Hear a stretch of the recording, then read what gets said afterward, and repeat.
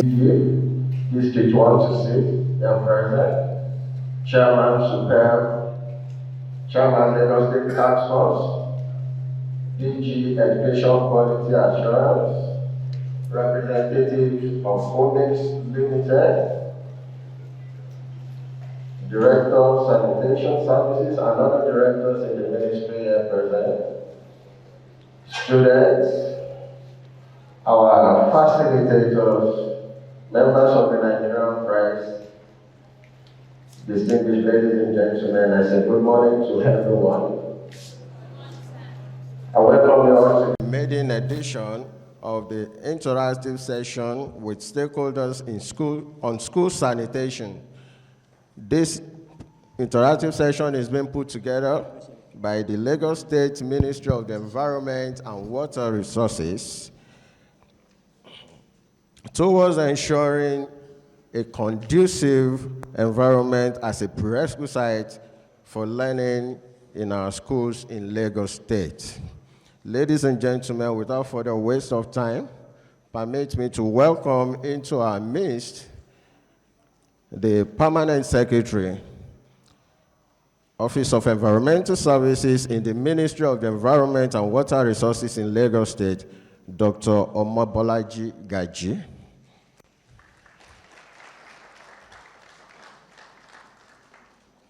We also have amongst us this morning the Permanent Secretary, Ministry of Education, ably represented here by the Director of School Administration, Mrs. Suleiman Ajayi Idowu. Please come up to the up table.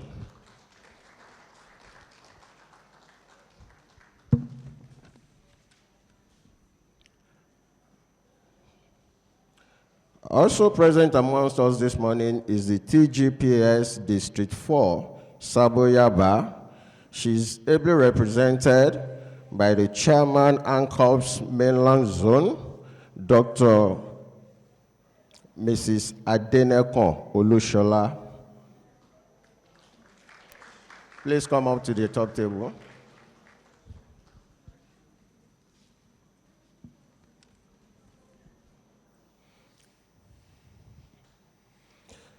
Ladies and gentlemen, I would like to introduce to you and invite to the top table the DG Education Assurance. She's represented here this morning by a director in the organization, Mr. Kamaruddin Akodo.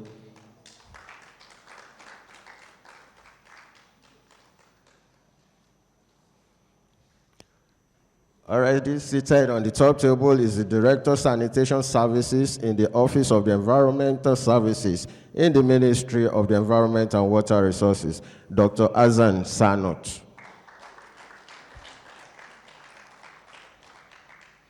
I also like to invite to join them on the top table the Director of Environmental Health in the Ministry of the Environment and Water Resources, Mr. Akim Olaiwe.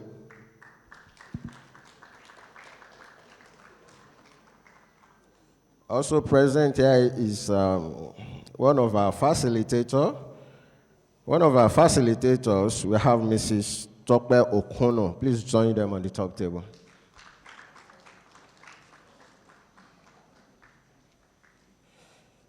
Permanent Secretary, here present.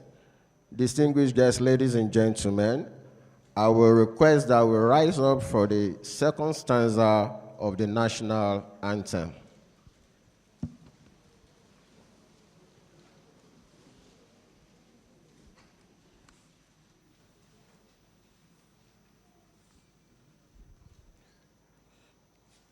After 2, 1, 2. O God of creation, direct our noble cause, guide our leaders right, help our youth and truth to know. In love and honesty, to grow and live in just and true. Great lofty height attain to build a nation where peace and justice shall reign. Amen. Please sit down.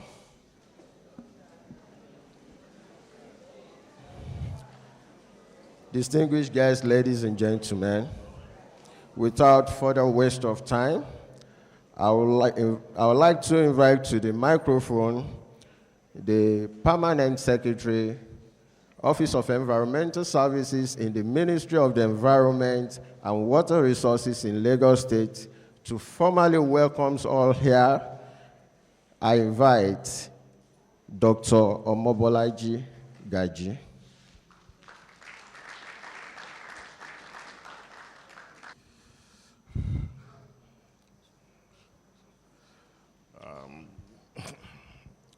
Good morning, everyone. First, I want to apologize for coming late. I got stuck in traffic, but I'm fully apologetic for keeping you waiting. I'm sorry about that. Thank you. The Permanent Secretary, Ministry of Education, ably represented here. The Permanent Secretary, TGPS 4, ably represented here. The Permanent Secretary, Ministry of Health, ably represented here. The Director of Sanitation Services, Ministry of Environment, Water Resources, Dr. Sanut. Our friend, Madam Fabi, Madam Fabe, Miss Okunu.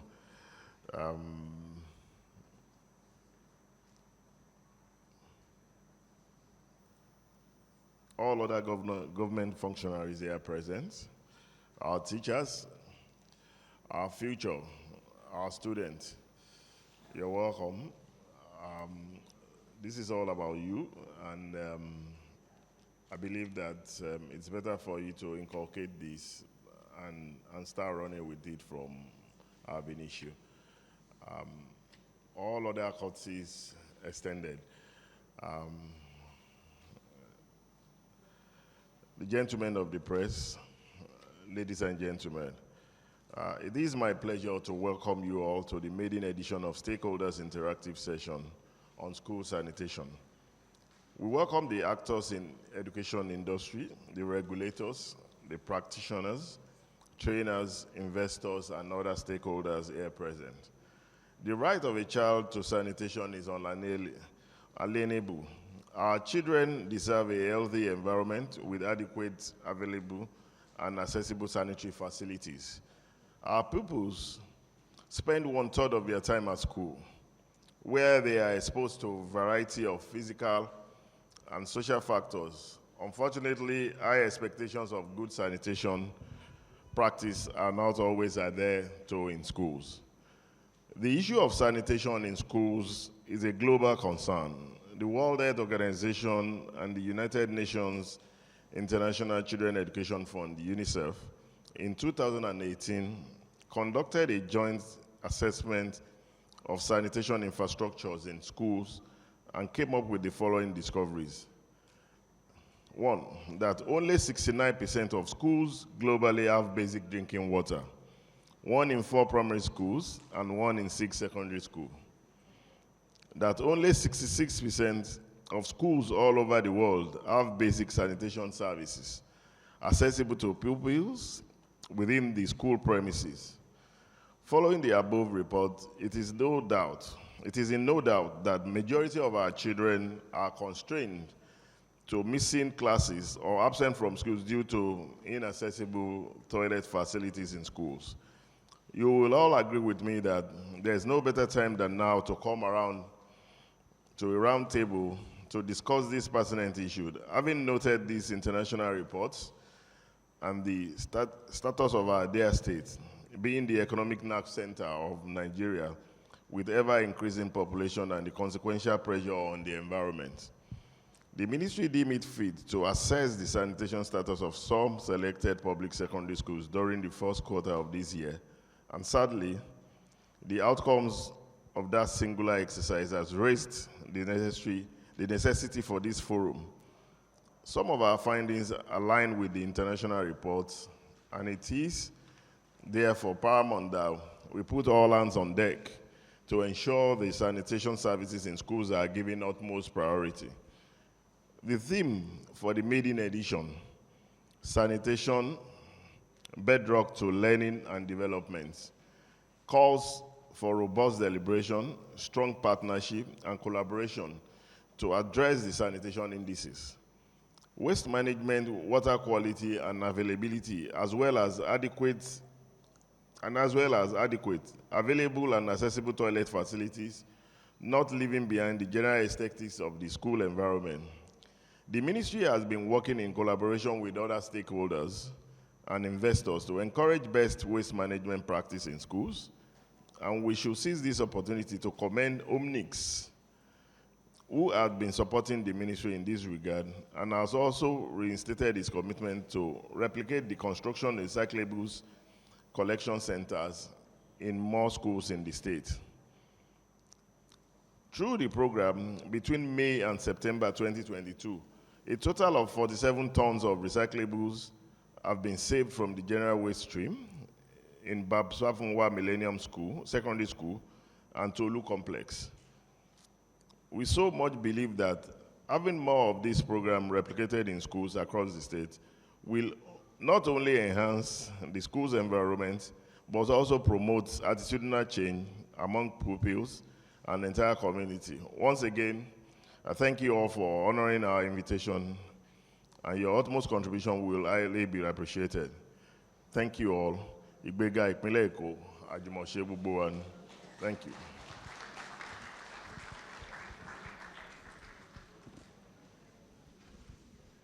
Ladies and gentlemen, that was a wonderful way of welcoming everybody to this gathering. Please give the Permanent Secretary another round of applause. Going by the program of events, we will notice that we have 3 different presentations to listen to this morning. But before we move on to the presentation, we shall listen to goodwill messages. And it is on that note that I would like to invite the representative of the DG Education Assurance, Mr. Kamaruddin Akodu, for his remarks.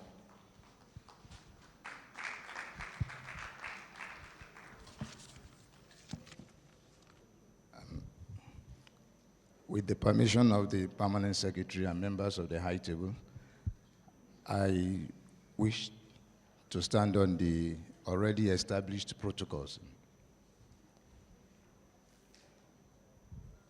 Before I read, the office is actually Office of Education Quality Assurance. This is the goodwill message from the Director General, Office of Education Quality Assurance, Mrs. Abiola Seriki Ayeni, delivered at the interactive session with stakeholders on school sanitation held at the LCCIE Ikeja this day, Thursday, October 20th, 2022. I am delighted to be in your midst at today's interactive session with stakeholders on school sanitation. Let me at once commend the Ministry of the Environment for being proactive in organizing this event, which to all intents and purposes will have positive impact on school environment and development. The theme of the interactive session, which is Sanitation, Bedrock to Learning, is not only topical, but it is also timely and appropriate at this time. It bears stating that sanitation is at the heart of the school administration in Lagos State, as it is part of the requirements for fulfillment of Sustainable Development Goal 6, which happen to be education. We recognize, and as the saying goes, health is wealth in schools in Lagos State, and in doing this, we believe that a conducive and healthy environment will inevitably encourage learning and thereby propelling development. Whilst we realize that inadequate sanitation and hygiene have been linked to spread of diseases, some measures have been put in place to address it.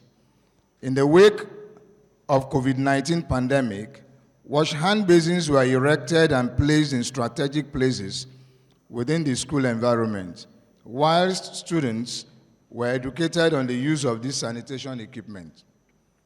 In addition to this measure, it is important to state that sanitation has been incorporated in the school curriculum just so that students will have both practical and theoretical knowledge of the significance of hygiene. In this regard, I want to encourage all our teachers and pupils to continue with sanitary habits of hand washing with soap, and this should become an integral part of our everyday life. It should be a lifestyle.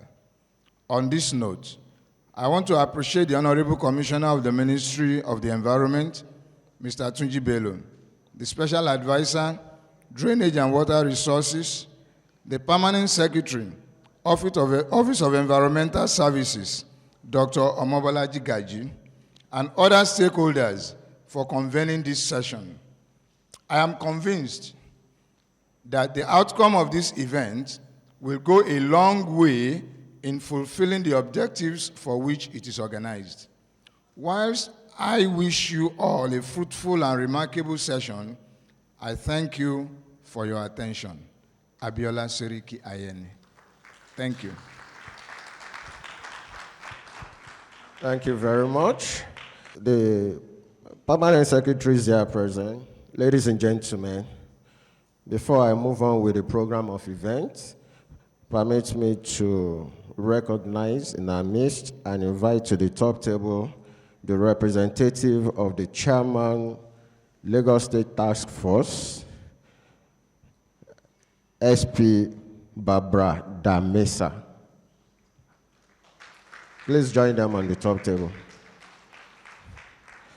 Also present amongst us this morning is the representative of the TGPS Education District 2,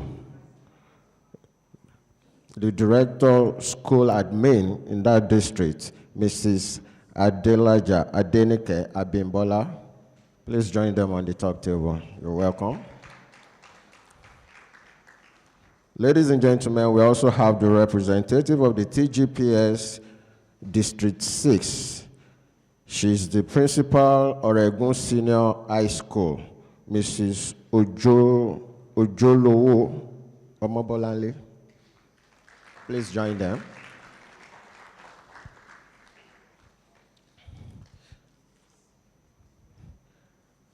Distinguished guests, ladies and gentlemen, moving along with the program of event, I would like to invite for another goodwill message, the representative of the Permanent Secretary, Ministry of Education.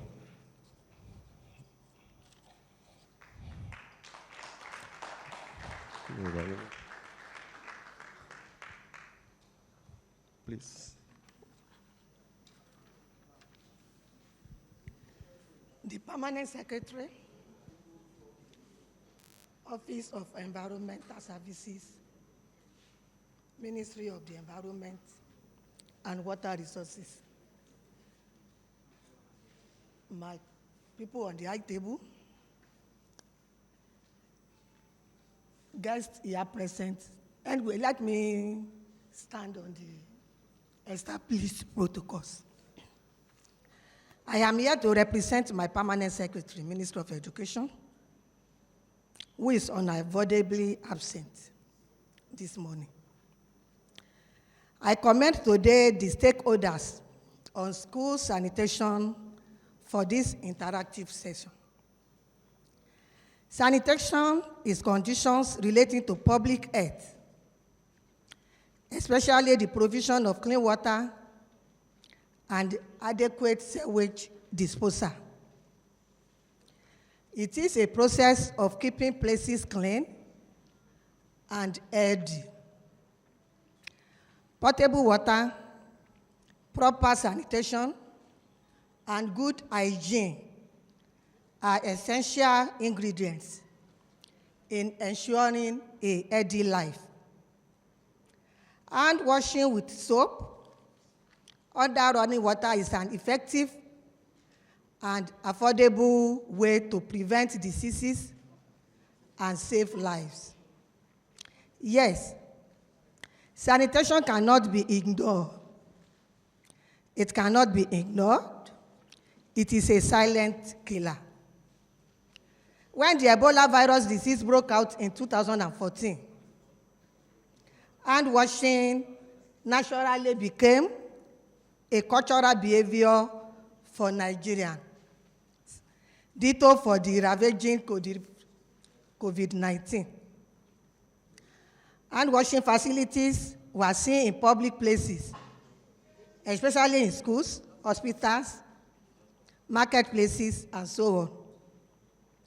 So I want to assure you that my ministry, the Ministry of Education, is in support of any program that will enhance learning and development of students in schools, which sanitation is the bedrock.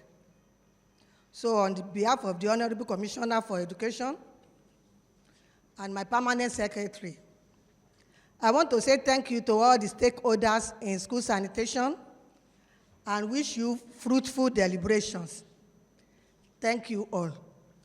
Ìgbéga ìpínlẹ̀ Èkó, àjùmọ̀ṣe gbogbo wa.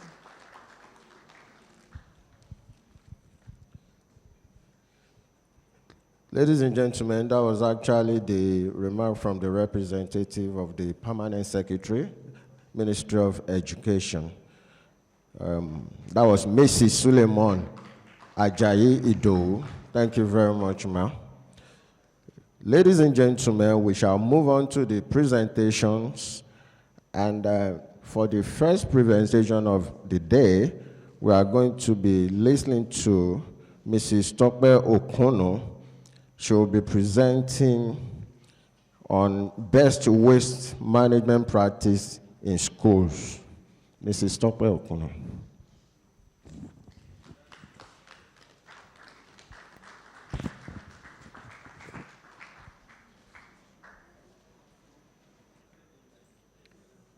Good morning, my Honorable Permanent Secretary. Good morning, everyone on the high table. I would like to stand on the existing protocol. Thank you very much, Dr. Sanus, for giving me this opportunity.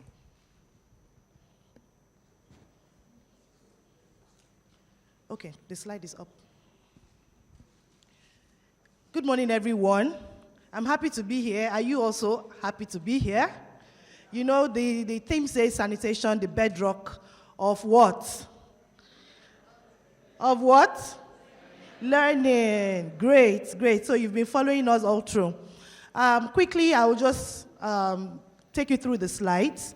I'd like to share my experience as a teacher. I'm also a teacher. It's just that I'm not fixed in a classroom.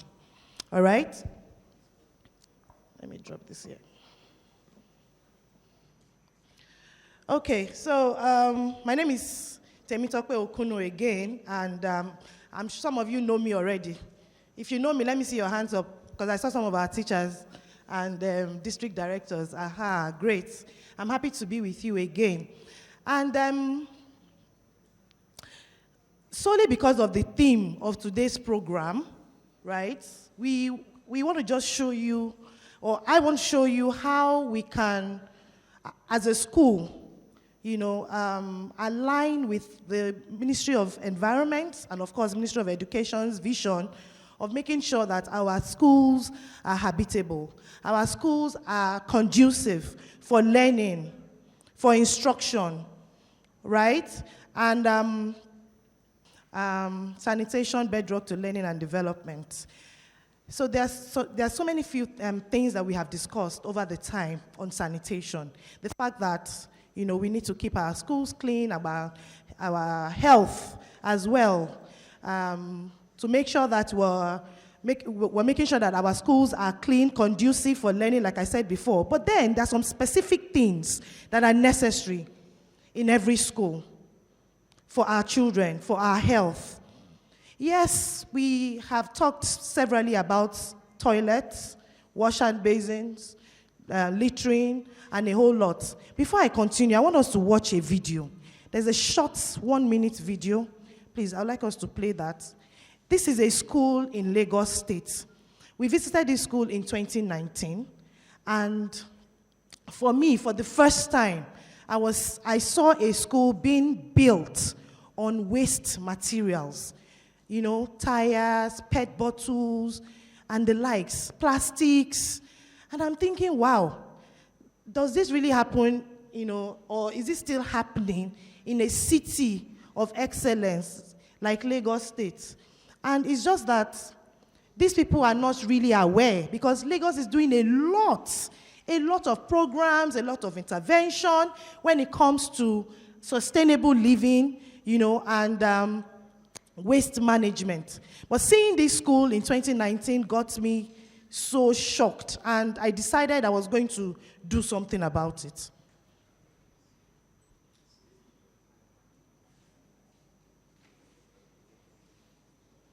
But the high table can look at it all. Okay, let me share my phone with you. Can I share my phone with you? Okay.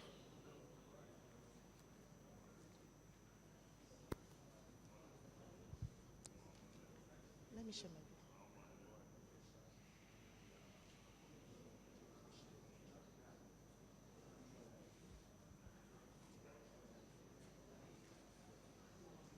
I am so sorry.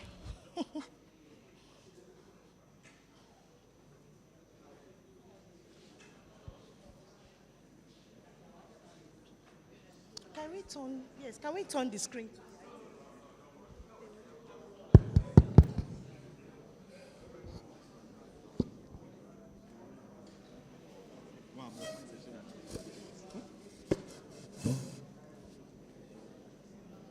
I am so sorry for moving you down here, sirs and mas.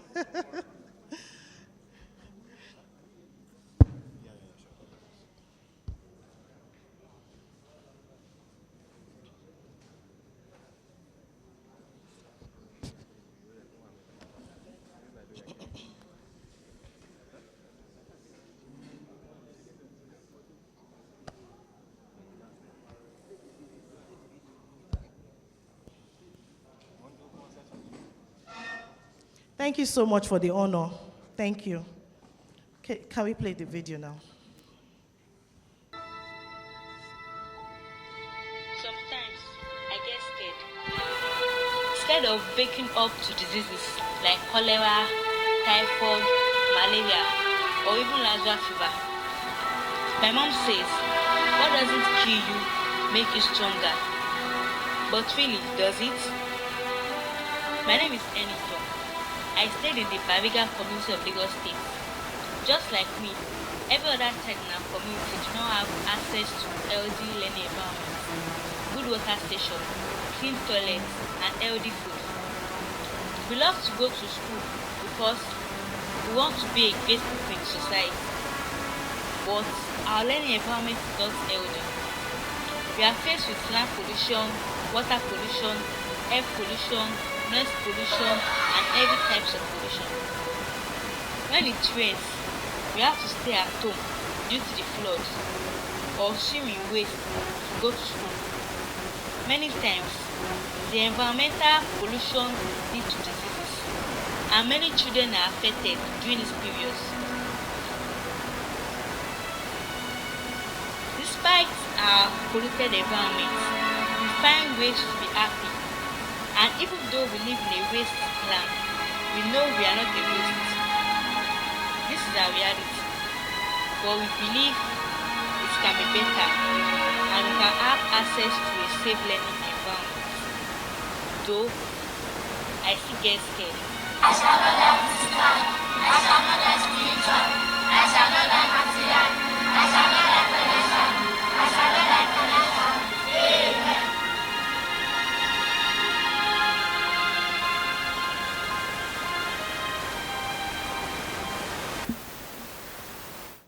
Thank you very much. Thank you. So that was just a very precise way of talking about the situation of some of our schools in Lagos State. But today is a different story. With the Sanitation Department of the Ministry of Environment and the Ministry of Education coming together to make sure that this is now something that we can just only refer to, and today is a different story. So many years ago, we started what we call the Eco Schools Project. It is focused on making sure that the children, plus the teachers, are able to manage their waste efficiently, and they're able to, study in an environment that is healthy, that is suitable, that is great, and also you can make money. Oh, I'm seeing some people laughing already. Now, why do I say that? I'm very happy with this audience because I usually keep meeting the same audience over and over again, but the little people, it's only just few people that I know here. So thank you very much again, Dr. Sanos. This is really nice. So as I was saying, the Eco Schools Project is focused on making sure that our children understand what we call environmental sustainability, the ability to be able to sustain yourself in a conducive environment. Now, when we talk about that school that we just watched, the school is in Bariga. They built their school on waste materials, plastic, nylon, pure water sachet, carton, and a whole lot of debris. And I'm thinking, how is this possible? They were very close to the lagoon. So they filled the lagoon, a part of the lagoon, with so much waste. And to me, I'm thinking, number one, this is not hygienic. Number two, children possibly will die here. There is no clean water. The toilet is something else. So in 2019, I took a proper visit to that place and I studied the whole environment, started talking to people to come and support us to make sure that this school becomes a better, school for the children and for their teachers. And I'm also aware that the teachers who teach in that school don't even get a salary. So they are volunteers who just love the children and wants the children in that particular community to go to school. So we wrote a proposal to an organization who now funded, some of the schools in Lagos State who looks like this. And then since then, we've been trying to make sure that schools understand sanitation problems, they understand environmental problems as it relates to climate change, and that's what we're seeing all over Nigeria now and all over the world. Find out that there's a lot of flooding, a lot of environmental nuisances, and a whole lot of things going on when it comes to environmental challenges. But most of us, you and I, can't relate it to the things that we do by ourselves, in our homes, in our offices, marketplaces. As little as do not purchase nylon bags when you're going to markets. As little as do not throw your PET bottles outside of your car. Those lifestyle changes mean a lot for climate change, for climate action. It's a climate action because when you do something opposite to what causes climate change, it becomes a climate action, which means you are actually supporting climate action lifestyle or projects or things. Please, let's go back. Let's go forward. That's just about FABE. You can read up about us later, FABE International Foundation. Now, when we took a proper study of that school in Bariga, we were able to access the kind of waste that was there. Number one, it is waste, yes, but they are sitting on a gold mine. What I mean is that today, there is what we call recycling. Have you heard about recycling before? Yes. All of the things that these schools use to make or to build their school, even though it is quite creative, but not safe. Because one day, that thing can sink, and then everybody, God forbid. But that thing can actually be turned into value that can now build a proper school in a proper location for them. Those plastics can be used to build schools for them. The real plastic, the plastic you and I use to drink water, this one on the table here, we can use it to build schools for them. We can even use it, we can even sell it and make money from it to now build schools for them. So there are so many things that we can do with the waste that we find around us. Now I see some very wonderful school children here. You are going to just name the different kinds of waste that you see in your school every day. So I'm going to start with you. You tell us your name and the kind of waste you see in your school every day. And don't lie. You. My name is Adu Whitney. I see pure water sachet. Very good. Clap for her. She's not lying. Pure water sachet can be found in today's schools on the floor. Abi? Her. My name is Adekoye Moses. I find plastic bottles. Plastic bottles. And do you take your time to take it up? Yes, ma'am. Say the truth. Yes, ma'am. Even when you are not the one that threw it down. Yes, ma'am. Clap for him. Oh. That's a good boy. What's the name of your school? Government Junior Model College. Great. My name is Oputa Praise. I see biscuit sachets. Very good. They are not wrong. One more student, because I'm looking for one more waste material. My name is Oyele Okoye. I see waste examination paper on the floor. Fantastic. That is true. Oh, you are not a student. Let me go to... Yes. My name is Muli Alimont. Sometimes I see wrap papers on the floor. Wrap papers like sweets, wraps. Great. One more school. My name is Kebeso Felicia. I see pieces of paper on the floor. Great. So you see that we see a lot of papers on the floor of our schools. Now, do you know that all these papers, your examination paper, you know, when students want to write exam paper, you know, the question paper and the answer sheet, sometimes they just cross it like this, man, I don't like this one again, I want another one. It goes to waste. Do you know all of that waste, all of that paper can be turned into your tissue rolls? Tissue paper, the serviettes, the toilet rolls. So, why don't we as schools start segregating? That is where I'm going to. For us to be able to manage our waste efficiently, we need to start sorting our waste materials. And all of that has to happen in the school. Because when the children are not at home, they are in the school, right? Even we as teachers, where we are not at home and we are not presenting like now, we are in a school somehow. We are teaching our students. And for us to have the responsible, conscious leader, child, tomorrow, we need to start grooming them from now. It is not a story or it's not any news anymore that many of our values are lost.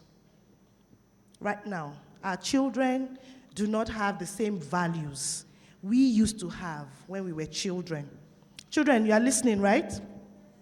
Or you two, you don't want me to call you children, because when I attend programs like this, the children will say, no, I'm a teenager, or I'm a youth. But don't worry, we are all children of God, right? Okay, the values that our parents, our own parents, their own grandmas or grandpas, the values they instilled in us, we are not instilling them. Some of us are not instilling them in our children. And even if we do, many of them are not actually doing it. And that is why it is important that our schools can bridge that gap. Parents are too busy these days. Very, very true. That should not be the case. But this is what we find. This is what we see. So they entrust the children into the hands of the teachers to teach them, of which even the teachers too have their own children. And you have to be in another school. And you entrust your own children into the hands of another teacher. Now, teachers, what are we doing with the children that they have put in our hands? We need to start teaching them from a very young age how to start learning these very simple principles, as small as segregating. There are different kinds of waste that can be collected, that can be recovered, and can be turned into beautiful things for science projects, technical projects, agricultural projects, which can also enhance learning in the school. It can serve as a learning aid to help our children understand more. Now, in our organization, we like to employ the youths because of this eco-consciousness. That's what we call it. And you find out that the youths that have gone to school 5 years and have studied environmental science has never been in touch with what we teach our own children before, even in the university. A master's student who we recently employed said he has never heard about segregation. And I'm thinking, how? You have never put your hands in debt. You have never recycled or upcycled. He said because it's not being taught in their school.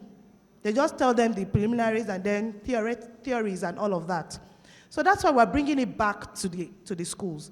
Let our children interface with these things one-on-one. So we teach hands-on learning for environmental sustainability. So you take any waste. So you mentioned PET bottles, right? Pure water sachet. Oh, I didn't bring that back. I will have just shown you what a pure water sachet can be turned into. A shopping bag. When I started my talk, I said, as little as what? Stop using nylon bags or taking them to the stores. So every time you go, maybe mommy sends you like 10 times to that supermarket. So they'll give you 10 bags. Where do you keep it? We throw them away. Some of us reuse it. But it's not enough to reuse. Right? So we can turn this pure water sachet into a full big bag and take it to the markets, the shopping malls, anywhere we want to go. Very strong and durable. Is in one of my slides. Has the slides been going on? Right? Let me talk about tires. Since we are here, the slide is showing us tires. Look at the different things you can turn your tires into. Your tires can be turned into tire planters like this. These are in schools. From schools, parents will come to a school and see this tire and say, madam, please, I love this thing. Can you bring it to my house? And I'll say, why not? So we'll go to the house, and then when I take it to the house, I charge them because I'll have to find tires. And guess what? Tires are even very expensive now. When we started this business in 2008, 10 till 16, tires was just on the floor of Lagos State. But thanks to LOMA, Lagos State Waste Management Authority, they have been carrying tires from the streets and using it for amazing things through recycling. Right? And before then, we started using tires for things like this. Please, next slide, please. We started using tires for things like this. And whenever, I remember I used to have a vulcanizer on my street. And then I'll say, John, for me tire. He will give me the tire. Another day, for me tire, mo fe mewa, mo fe marun. So one day he says, auntie, come. Which means, what do you use these tires for? I said, don't worry. Anytime I'm going to deliver something, I will stop by and show you. So that day, please slide up. So that day, that's a playground with tires. Please slide. I want to see a table tires. I don't know if I have that in the slide. That's a tire. So that day I was going. I said, this is my vulcanizer that has been asking me questions. Maybe I should show him. It was a mistake I did, but I showed him. I said, hey, show want to put me. Hey, good, that's it. Did you see that table? That tire? I said, that's your tire. He said, Ma. I said, yes. And then the next time I asked Austin to go and collect tire, he said 500 naira, 1,000. He started selling the tires. So I went to meet him and said, why would you do that? Thank you very much, sir. Give yourself a round of applause. We added value to what? Waste. If I give you this as a gift, won't you collect it? In fact, that time, we just used to do it like that. Now, a company called us. We want to give our best 10 customers a gift, and we thought about you. I said, really? Okay, what did you think about your tire table? I said, oh, okay. So how do you want it? It is business now. So what did we? So I told them, Do you have a picture of this, your 10 very important customers? Said yes, send them to me. So we engraved those pictures on the tables and we presented it to them. They were, in fact, I don't know what word to qualify that. But every customer carried their table in their, you need to see those rich men. Carry their table, it's my table, because their face is on it, and we added that value to waste. So enough about tires, because that was really what I majored on when I started waste management. But this thing is actually called upcycling. Somebody say upcycling? Upcycling. Let me give you the definition. Children, write it down, because I'm going to ask somebody. Upcycling is the creative reuse of waste materials into functional products of high environmental value. Am I too fast? Okay, I'll take it slow. Upcycling is the creative reuse of waste materials, any kind of waste materials, into functional products. Functional products of high environmental value. Do we have that definition? Clap for yourselves. Okay, so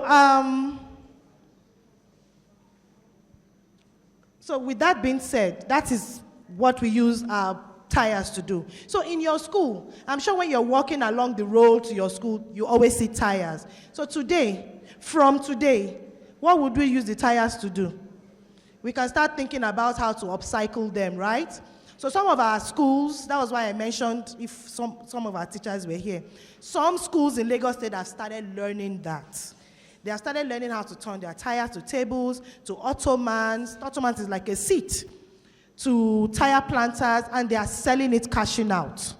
I remember one of the first schools we went to in Ekpe, the first time I have ever been to Ekpe in 2020, during COVID-19. And you know, there was a lot of things going on in Nigeria and all over the world. And people just wanted something to sustain them. Schools were on lockdown, so teachers were not really doing anything.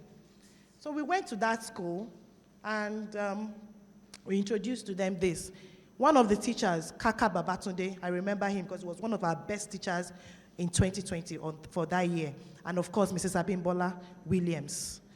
I remember them because they are very excellent in what they do, and especially with the environmental sustainability programs that we brought to their school. Kaka, for example, day one, we taught him online. We can't interface with you in 2020, right? So we taught them online how to grow your food without chemicals. That's one of the things that we're talking about, hygiene and sanitation. Grow your food without chemicals. There are ways that people can start eating your own food at home without putting synthetic fertilizer or synthetic pesticide. So you can grow your food using your food waste, which can be converted into compost and then added to your food. So in my house, all the food waste are being converted into compost. That's another kind of waste management. So it doesn't get to Loma. It doesn't get to the dump site. It does not get to the drains, neither does it get to the ocean. All of your waste that you generate at home can be upcycled, recycled, or composted. And that's why I said at the beginning of my talk that the household, very important. All of us individually has a responsibility. It is not the responsibility of the government. Even though we need their support, it is not their responsibility. Are they the ones throwing that examination paper on the floor? Are they the ones? I mean, is it Dr. Sanut that came to drop pet bottle on your floor? No. So we don't have to entrust these things in their hands. You have a role to play. And when you start playing your role, you will start seeing the benefits, both in your environment, in your health, and of course, in your community.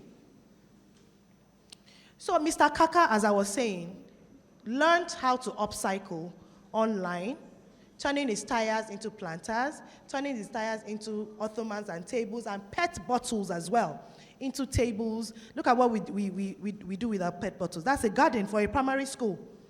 And by the time I visited Mr. Kaka's school, when the school was now opened for us to visit, he told me he has sold 2 ottomans. I said, how much? He said, 10K. I said, how did you do that? Even I have never sold that pet bottle ottoman for 10K. Come and teach me marketing skills. That was what I told him immediately, and then we became very good friends. So what am I saying? All of you have different skills. You know, wherever you're coming from, everybody is coming from different backgrounds. All of us did not study the same thing. But with the skill you already have, added to what you are going to learn here today or what you're already learning here today, you can actually make a massive difference in your life and in the lives of those that different parents have entrusted into your hands. Okay, I'm going to also show you how we have made use of... Hold on. Please go back to the other slide. Go up. No. You're going down. Go up. To the beginning. That's okay. That garden you see right there it's a primary school in Magodo. We built the first ever, well, in Africa or in Nigeria, I beg to be corrected if I'm wrong, first ever upcycled garden. In that garden, everything in that garden is made of waste. 5 different kinds of waste materials. And children were able to grow, I mean, look at that. We were able to grow watermelons.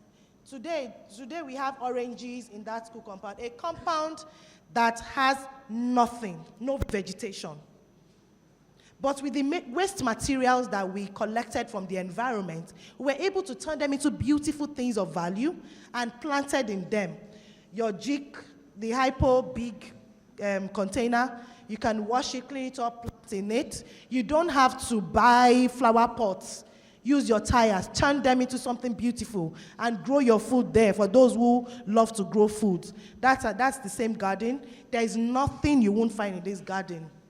Pineapples, papaya, that's pawpaw, cocoyam, about 15 vegetables, including tomatoes and tatashe. And then we started selling because it was too much. So we called the parents. We tagged it a name. Parents, Kinikon had hangouts. They came, bought a lot. Your children planted these things. These are the things that schools should start doing. And that's a private school. So public schools, you guys have land. What are you doing with the land?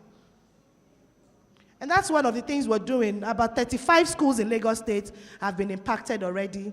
You know, they have their own gardens, growing their own food, upcycling and recycling. Now we have a recycling hub. We started in VGC. We are going all around, and it can also be in your school where everybody can bring your PET bottles and trade it for a fee. Money. So I want to buy 100 naira rice by break time.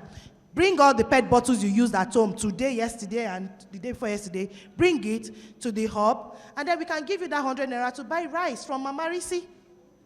It's so simple. The only thing is that you are making sure that mommy and daddy does not put that pure water, sachet, PET bottle, whatever, into the dustbin. We don't want them in the dustbin anymore. It is forbidden in Lagos State. Am I right, Dr. Sanut? It is forbidden. You cannot commingle plastic waste and other waste in the Lagos State bins.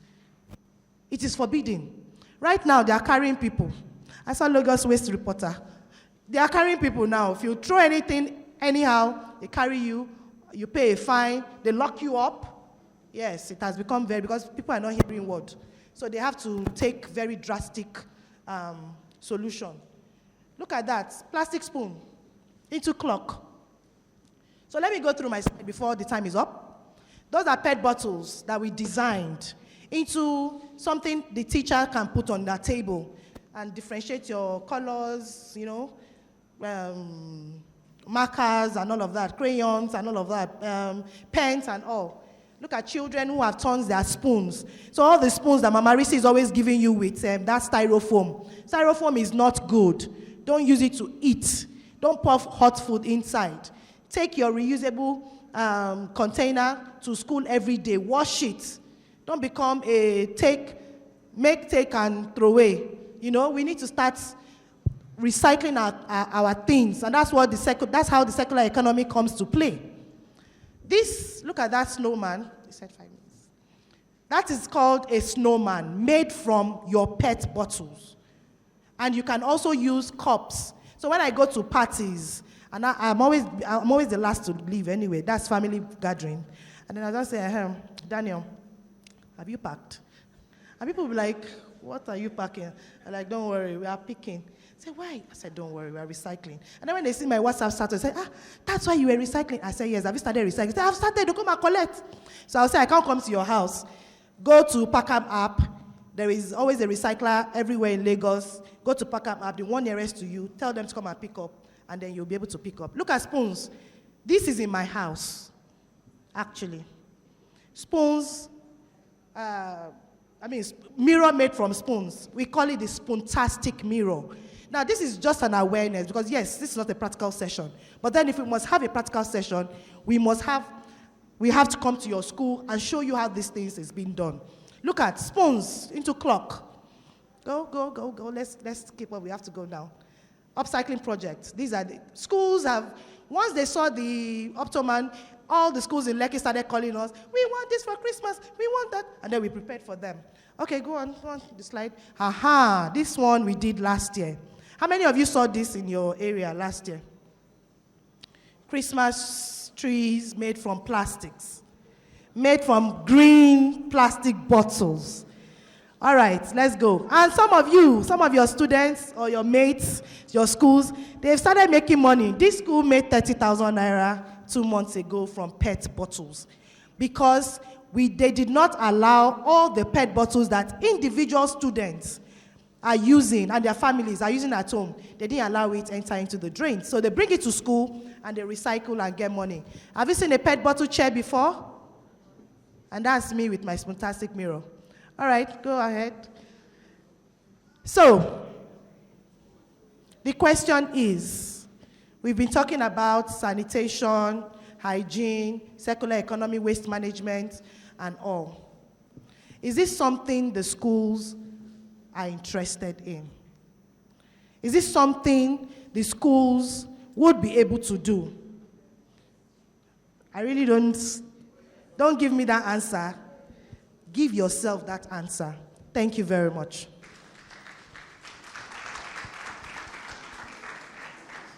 Thank you very much, Mrs. Okunu. That was a lecture on best waste management practice in schools. What Mrs. Okunu has been trying to tell us is how to separate our waste and how to use and reuse and recycle and upcycle those things we consider to be waste. We can always upcycle them or recycle them to make money and, of course, to turn them to organic materials or fertilizers for our farms and food. Ladies and gentlemen, let us give Mrs. Okunu another round of applause.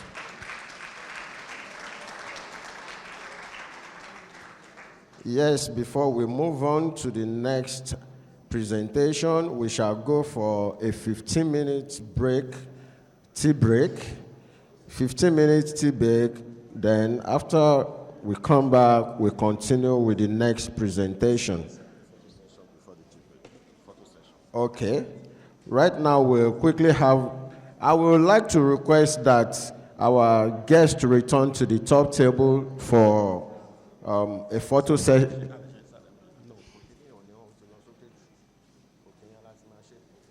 For the photo session. Please, our guests, the permanent secretaries, the facilitators,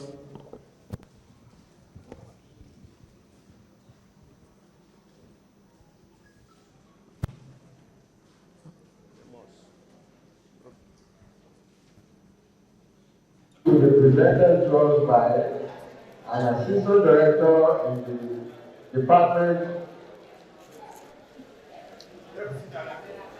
a deputy director from the Ministry of the Environment and Water Resources, the Department of Environmental Impact Assessment, Mr. Adedoyin Lasisi. Good afternoon, ladies and gentlemen.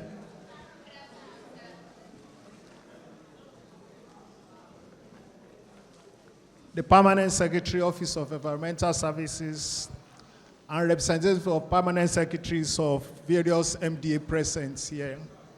We know sometimes it's difficult when, after having lunch or having tea break, the concentration is normally on the food rather on the lecture.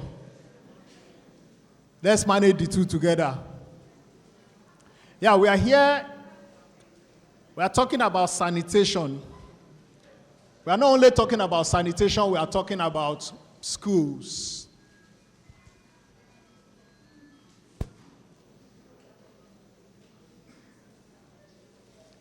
Sometimes in 2017,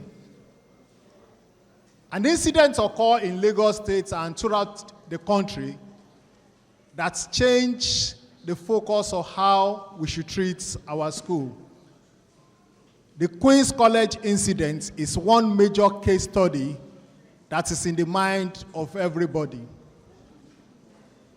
Just from a little water pollution led to the deaths of students. That should be a focal point to us that sanitation in school should be taken seriously. After this incident, as governments, as teachers, as parents, are we on the right path or are we not on the right path?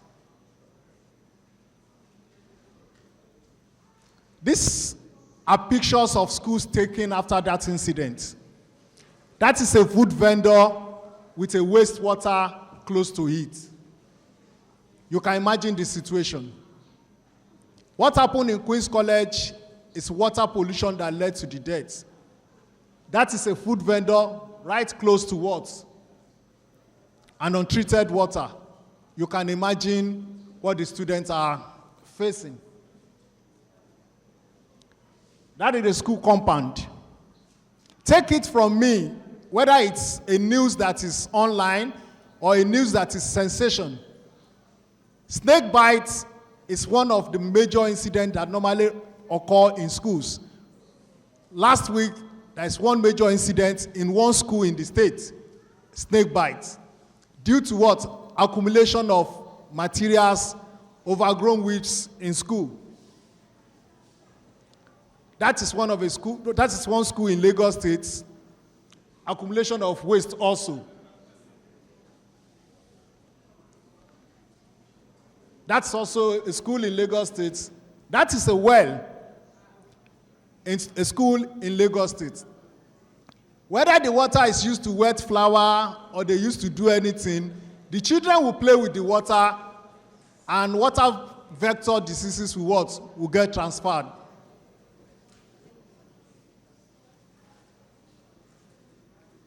That's for us to know whether we are in the right path or we are not in the right path. The general environment where students grow up is very, very important to public learning. Not only for their growth, also to their mental development. So their environment shapes their what? Their learning. In 2005, federal government started what we call school sanitation policy. That means we have policy direction. We have focal things that we can use to make sanitation better in our school. But like the adage says, if you want to cheat any African man, put the information inside what? A textbook. We have a policy direction that can guide us to do something that is better. But as people, are we doing the right thing?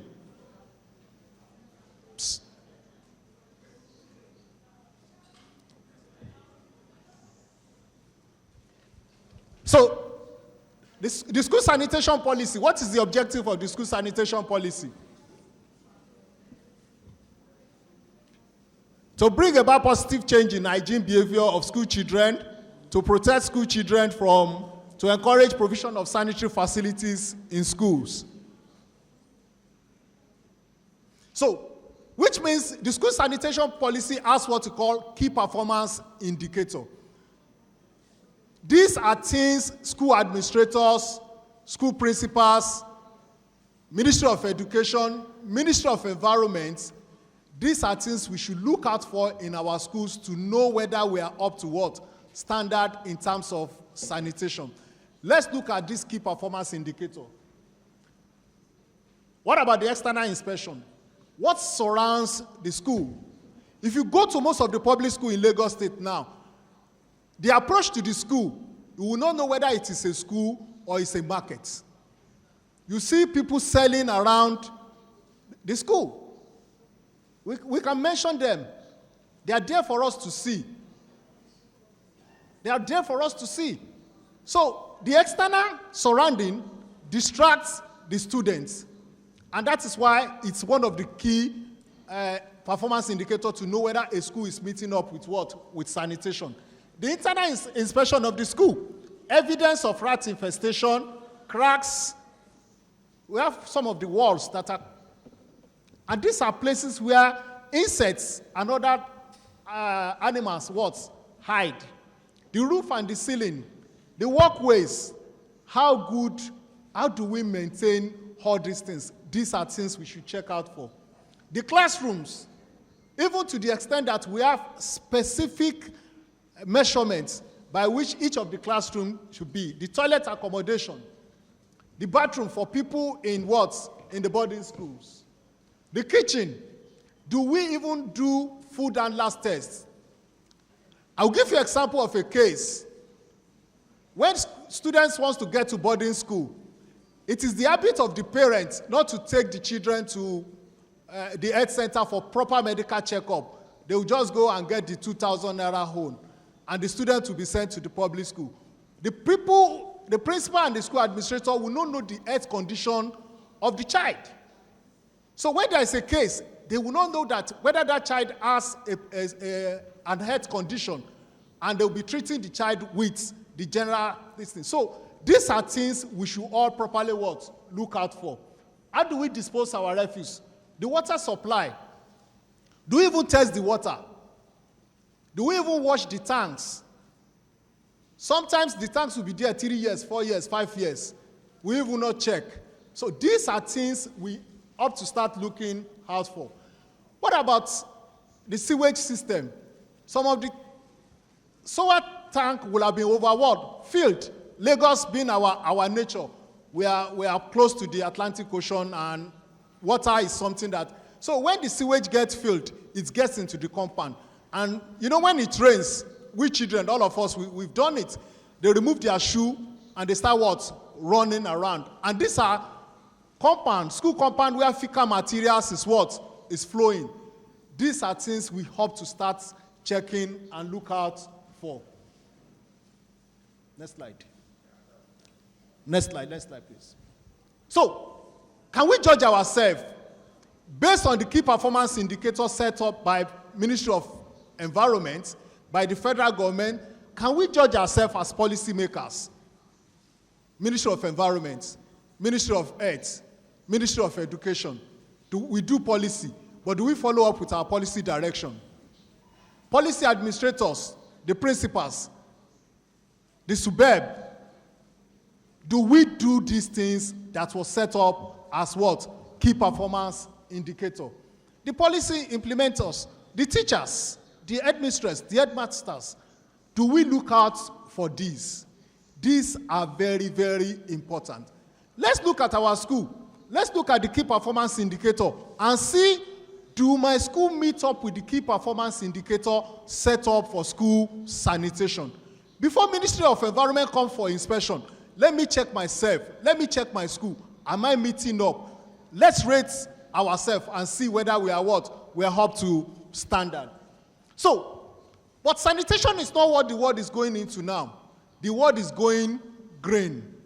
We want to move away from sanitation. We want to move into what? Into green.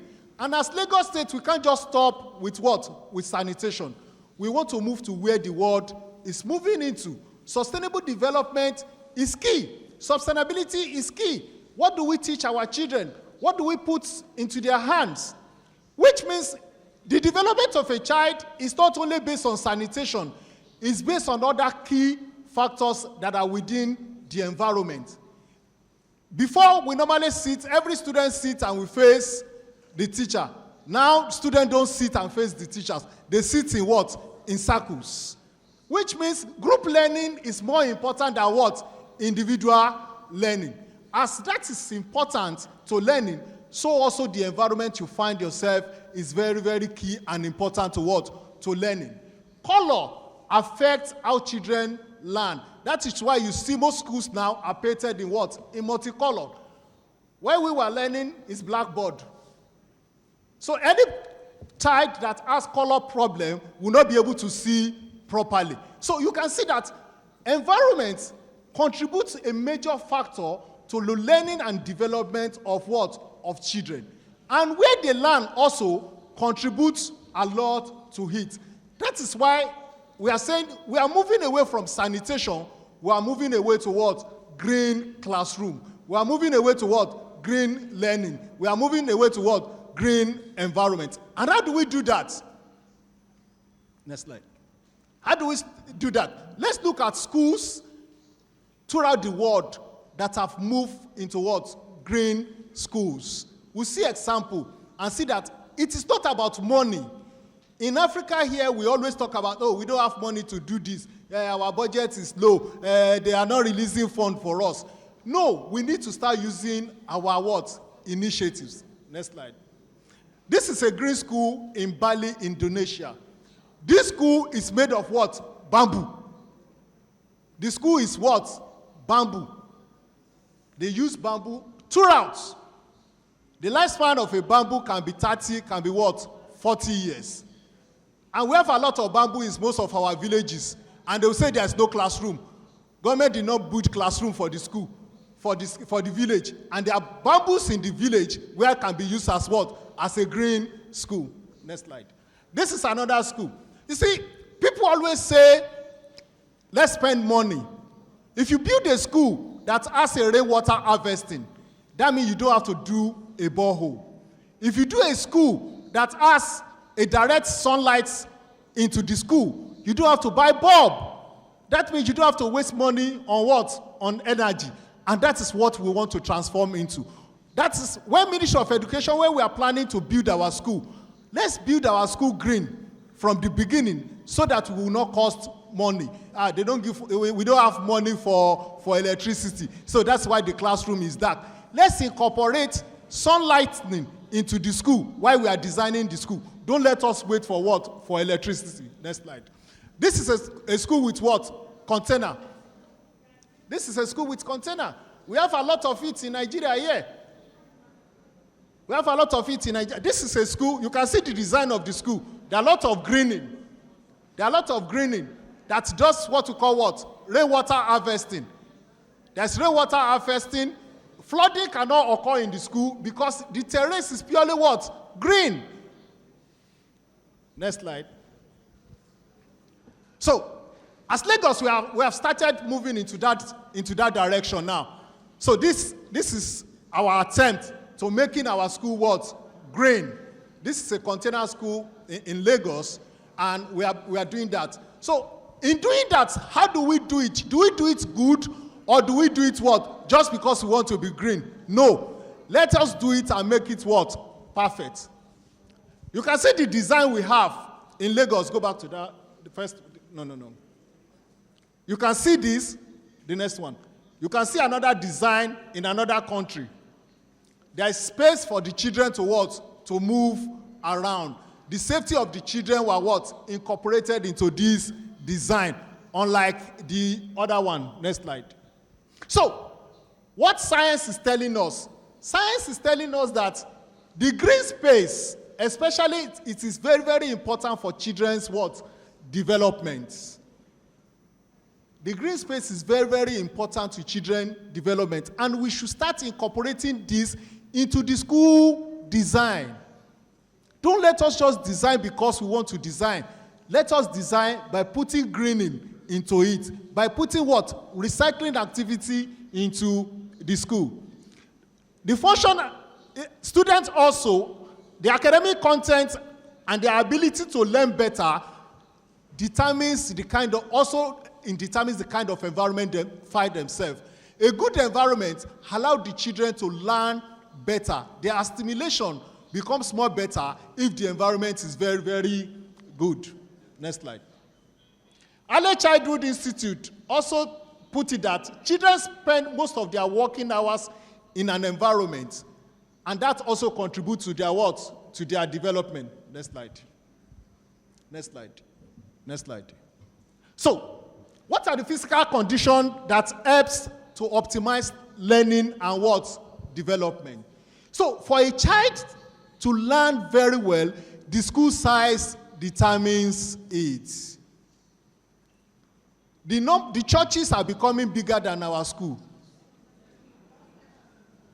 The churches are becoming bigger, the schools are becoming what? Smaller.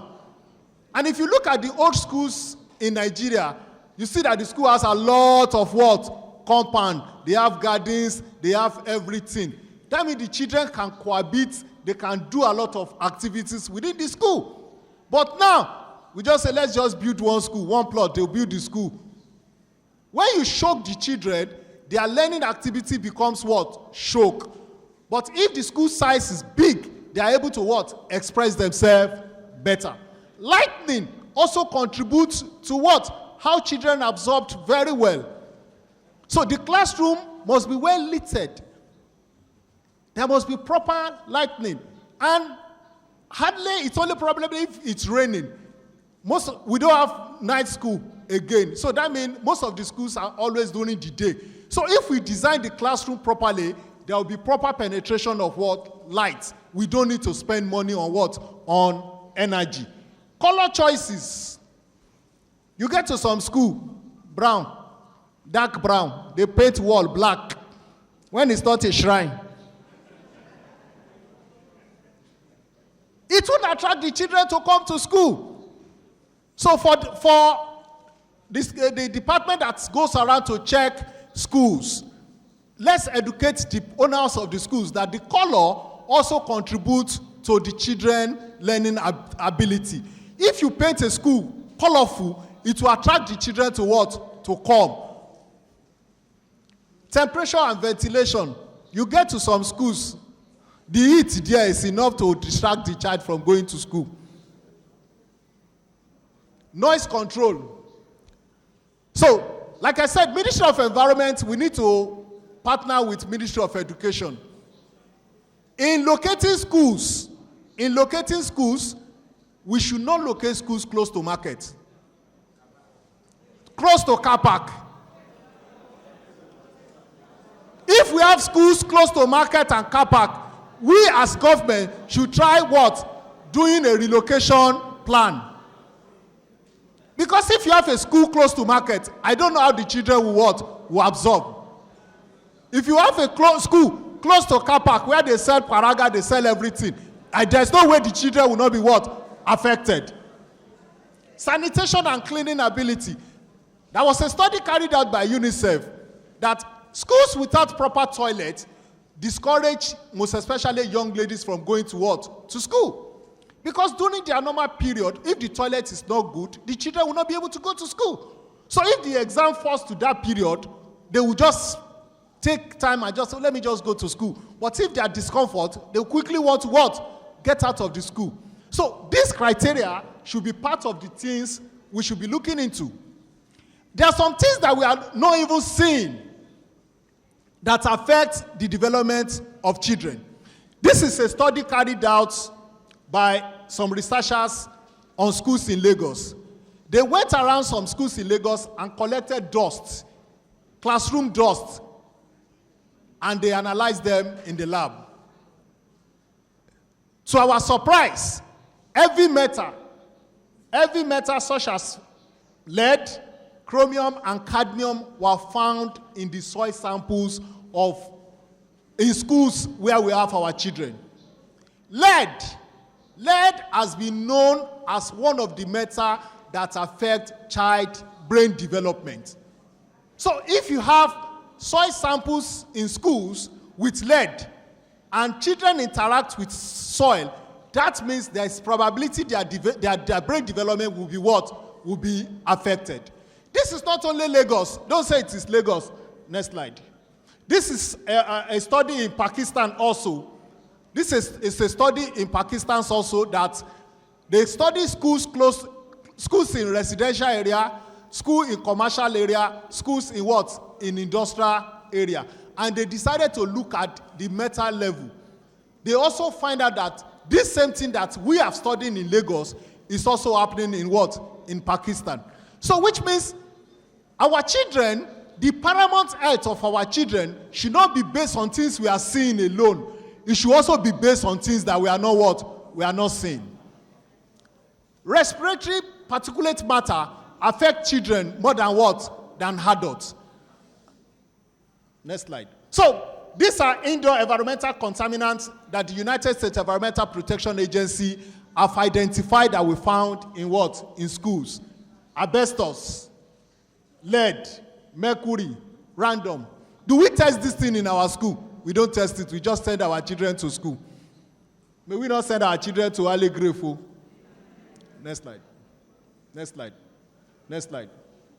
So, what are we doing now? Ministry of Environment is proposing a new program. We want to make our school to be bold. We want to have a new vision for the state. Next slide. So, we are starting what we call green school concept. It's not new in the world. It's not new in the world. This thing started as far back as 2002. But you know, African countries, it is when the developed countries has finished the thing that we pick it up. The thing that started in 2002, we are starting it in what? 2022. How many years later? 20 years later. Next slide. Next slide. Next slide, don't worry. So, what is the characteristics of a green school?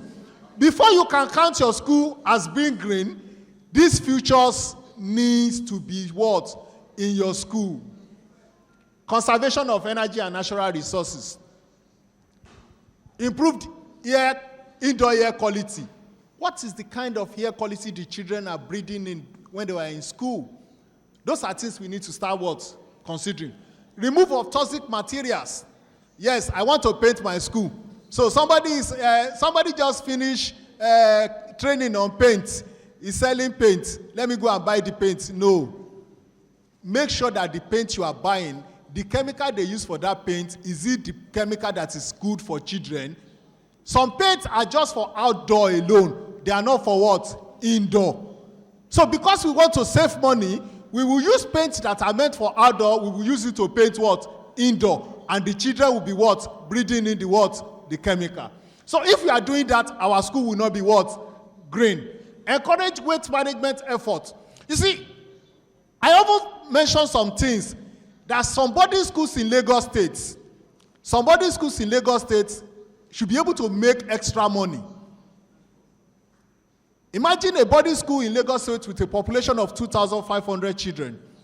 If one child take one pure water sachet in 1 hour, times 2,500, that is what? 2,500 what? Sachet.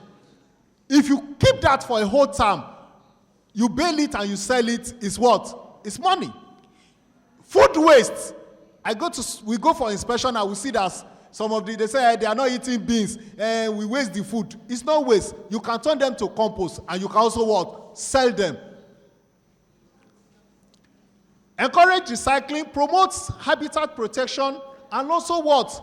Reduce things. We don't want to see waste from your school because in schools, there are no waste in schools. All the exam paper and everything, keep them. After 3 years, if there is no checking, that's okay, there's no checking, compile them together. There's a company in Ikeja that buy papers. You can sell the waste paper. And when you sell the waste paper, you make money for the school. You can add that to your running costs, and that will what? Will improve your what? Your revenue. So we are starting what we call Lagos Green School Program. The ministry is starting a pilot whereby we want to do what we call Lagos Green School Program. And our objective is convert 50% of our school to green school in the next 10 years. We want to make our school green, livable, and sustainable for what? For the children. And how are we going to do that? Next slide. Next slide. So the pillar for the Green School Project is strive to be toxic free. There are departments in the ministry. We have LASEPA, we have the research department in Office of Environmental Services. We'll be going to school to measure levels of toxic materials in school, to know whether our children are what? Being exposed to what? To chemicals. Use of resource sustainably. How do we use the materials that are in school? How do we use them properly? We don't want, say, okay, PSP are not coming to carry our waste. School should not have waste at all. You don't have any reason paying for PSP. Because all the waste generated in school can be what? Recycled. So why are you paying money for PSP? You're just wasting money. Separate everything and turn it to money. Learn. So we are going to start collaborating with the people who teach children. That is part of the project. Also, we want to reduce the environmental impact of schools. School also has environmental impact on communities. So how do we what? How do we reduce that? So we are going to do a training for the school proprietors, administrators. We are going to do a green handbook. There's going to be an awareness campaign. There's going to be green academy. We are going to set up a green academy during the summer holiday. Probably have a green academy where the children can be what? There's going to be Project Green, and there's going to be a competition. Next year, we are going to do a competition for school. So we are going to have schools with overall best green performance, both senior and what? Junior. Next slide. And we are going to have special award for schools that has resource efficiency. How are you able to recycle your material? There is going to be special award. We are going to give award to schools with innovation and creativity, schools with cleanliness and greening, and schools that involve community around them to do better things. This is what we have now, but we want to move to this. We want to move to this. We want to move to this. We want to move to this. Thank you, ladies and gentlemen.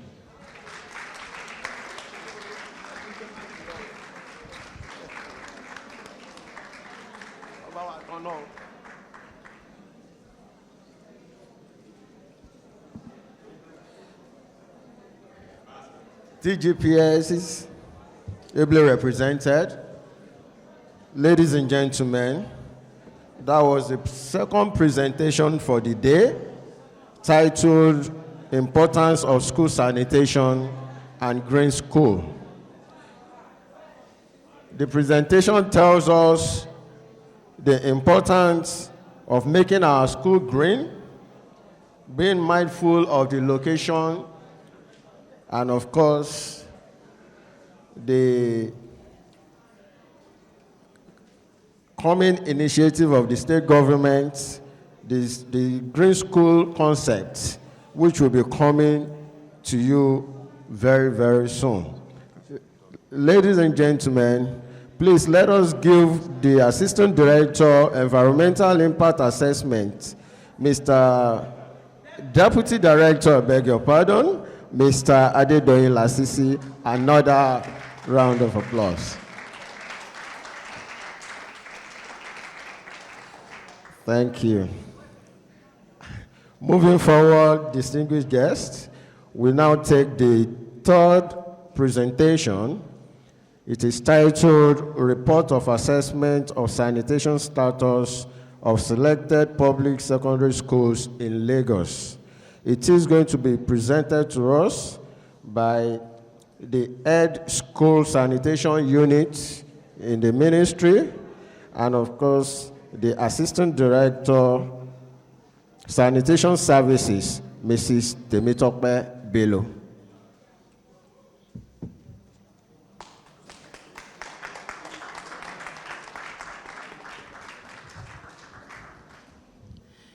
Good afternoon.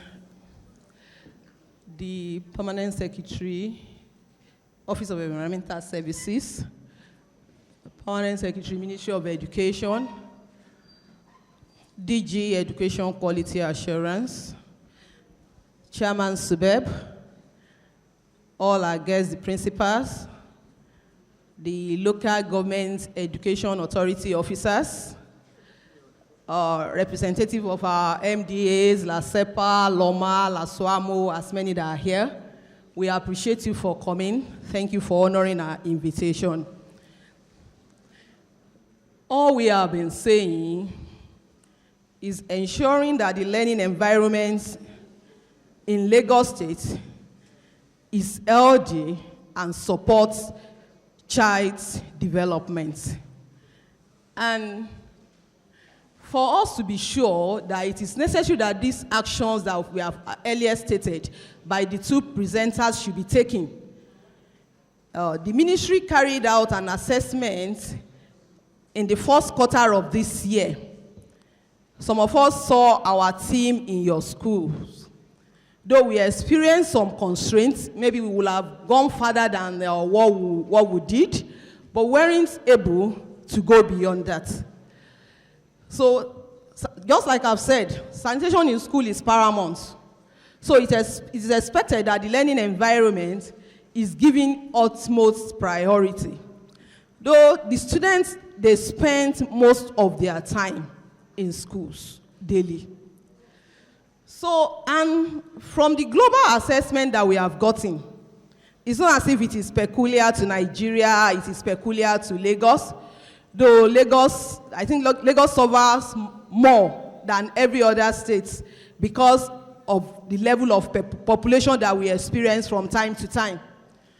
So it has been reported by UNICEF and WHO that only 69% of schools all over the world have basic drinking water. Say 1 out of 4 primary schools and 1 out of 6 secondary schools. So also the basic sanitation services, toilets, hand washing, and all sorts. So it's only 66% of schools globally that have that. But in Lagos, being the pace setter state, we are the enviable state in Nigeria. So we cannot just be or let things be like it's being done in all other states. We need to stand out. That's why the Ministry of Environment is coming up with this. And that's why we are calling on all our stakeholders, because we can't do it alone. We need you to join us. You must believe in our passion. You must believe in what we believe. You must think the way we're thinking so that we can get to the destination that we desire. So the general objective of the study was to assess the sanitation status of selected public and private secondary schools in Lagos State. And the specific objectives were to assess adequacy of toilet facilities in relation to student population, to assess water availability, and to assess waste management system. But the report you'll be getting from me this morning will be limited to the public schools. I'm not going to talk about the private school. We will have invited the private school managers. But from that report, we realized that the private schools visited, majority of them, they met up with our standard. So it will not be good for us to wash our dirty linen in the public. That was why we stylishly leave the private practitioners out of this meeting. So we'll talk about them later. So some other areas where they are yet to meet up, we'll tell them. Next slide, please. Okay, this is the methodology. What did we do? Like I said we couldn't go as much as we desire, because unfortunately the time we carried out this study, there was a kind of fuel scarcity in the state that really hindered us from going to all the schools that we wish to go to. So at the end of the day, we were able to get to 47 public secondary schools and 9 private secondaries across the state. And I'm going to apologize to District 5 rather. We couldn't get to District 5. So I promise that by next year, we'll be able to cover more than what we did. So these schools were randomly selected. It wasn't as if we had priority for this one, or they were randomly selected. And the main tool for the assessment was a checklist that was designed in line with the national policy on school sanitation, and keeping in mind the specific objectives of the assessment. These are our observations. Overcrowding. We can see some pupils sitting on the floor. This is a learning environment. How do we expect a child that has come to school, that's maybe sat on the floor all through the day, to perform? We have, automatically when there is overcrowding, noise pollution will be there. There won't be concentration. Damaged ceilings, those were the things that we saw, just to bring a few before you. These are the things that we saw. We've decided not to tag these schools. So we have kept that information to ourselves. So we consider, that was just about the general environment. So we consider the water availability. We discovered that some of the schools, they have the source of water. Their source of water was borehole. Though we planned to test the quality, but at that time, the laboratory that will have serviced us was under renovation, rehabilitation. So subsequently, where we're coming next time, we'll be taking water samples to be sure that this water, they are safe for the children. Though we could not really ascertain that the children, they drink from this water.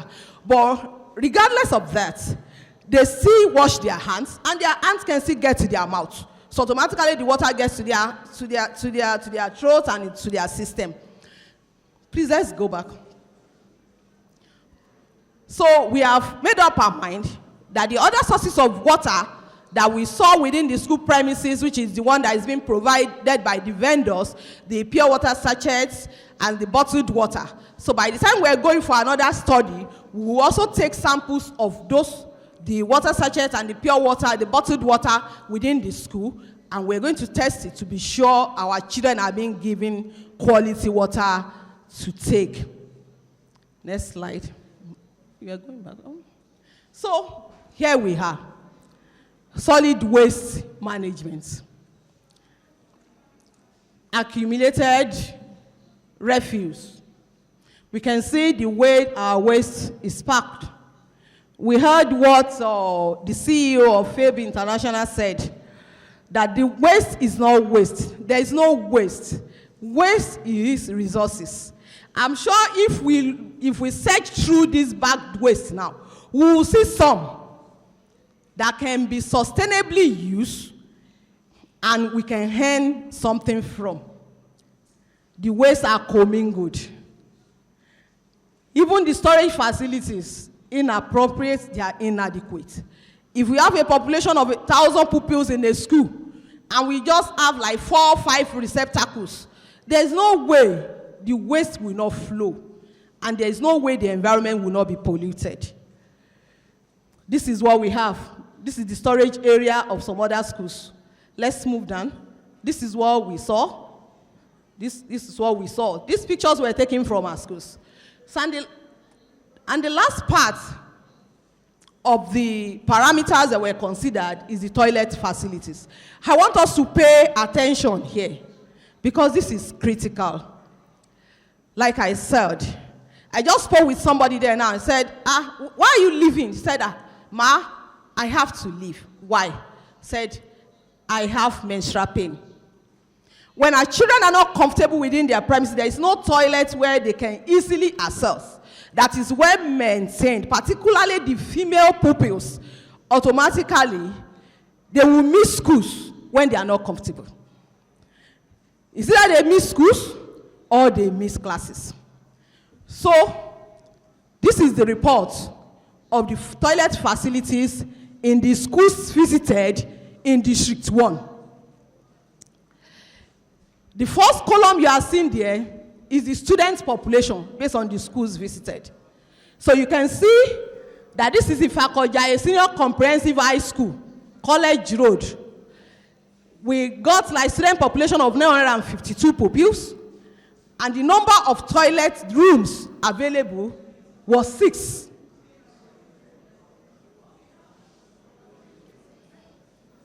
Though it was reported that some schools were under construction, that maybe they had some projects within their premises. Maybe it was likely they are building new structures to cater for this, I wouldn't say. But according to the international standard, it is expected that the only 20 students access a toilet per day in a school environment. And the national policy on sanitation allows 30 pupils to access a toilet. The national standard is Nigerian standard, allows only 30 pupils. So what did we do? We went further. We have 6 in Ivakojaye, and we're expected to have 31 rooms to be able to cater for that population. We can see the gap. We can see the gap. So it means if all the pupils in Ivakojaye are present in the school today, and all of them might not go to the toilet, but averagely, not less than 100 pupils will access a toilet in Ivakojaye today. And to worsen the case, the managers were not enough. So this is Ifakoja. You can see this is the chart. See, which school is this? That's number 12. Girls Junior High School, Agege. We can see 1,000. Sorry, Girls Junior High School 1,969 to. We can see what we have there. The gaps are just too much. Let's move to District 2. I think we have a district that is a bit fair. This is Ikorodu. This Ikorodu, we need to pay attention to it. Please, if you have people from Ikorodu here, Ikorodu needs attention. I think people from Ministry of Education that are still here, Office of Education Quality Assurance, they are still here. Ikorodu needs attention, please. You have left Ikorodu. Let's go back to District 2, please. See, I learned there's a construction work going on in that school as at the time of the assessment. Only 4 rooms for 1,465. I learned there was also an abandoned maybe toilet that can be renovated and put to use. Please let us pay attention to all this. Let's move to District 3. I think there's a district, yes. This is Ikoyi, Osborne, and also this is even fair. I think it's fair here.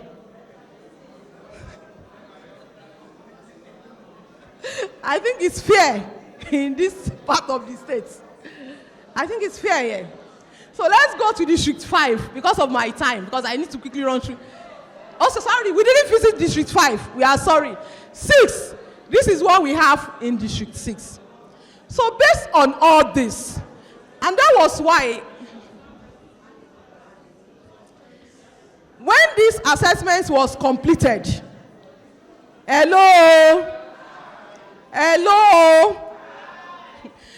all the schools visited in Lagos, that's 47 public schools, is only 11% that was able to meet up, that had adequate toilet facilities. So 89%, except District 5 that was not visited. So our recommendations are, after we've seen this report, so the ministry felt this shouldn't be kept to us. We might be around there. We might not know the impact or the implication. We might not even understand this. We might not have an idea of these facts. So we came together and we look at it. That it is expected that the government provide additional toilet facilities in all schools in Lagos State, particularly putting in mind the population, the student population. You know, we initially were thinking, we said maybe because they are public schools. But I need to tell you categorically that we go to a private school that had like 1,000 pupils, and they had the number of, I think they had 54 toilets.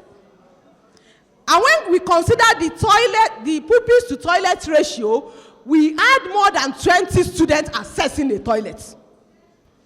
And they still had other rooms. It was planned. We should plan very well. He said we should reorganize our waste management structure. We are already working on this. There was a time I posted it on the platform of our district officers that to help the ministry report the state of the environment, they should be posting the pictures of waste in their schools to that platform so that we don't need to come down before we know what is happening in your district.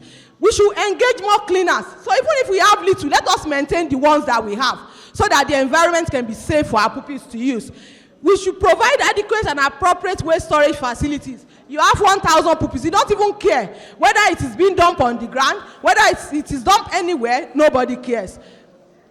Also, we say regular inspection and rehabilitation of the toilets in school.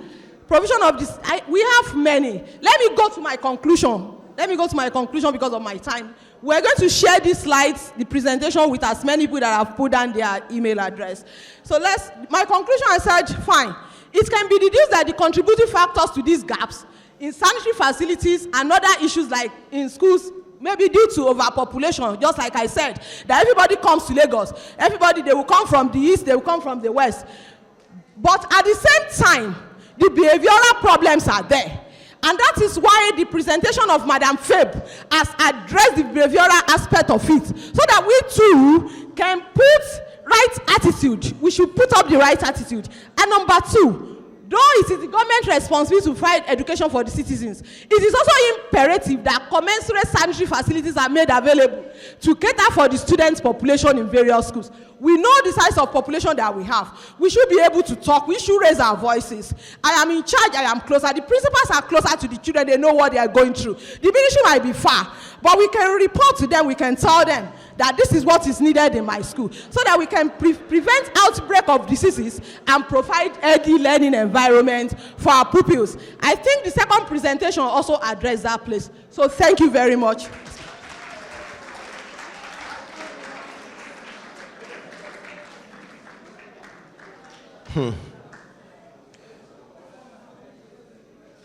Do we have people from Ikorodu here?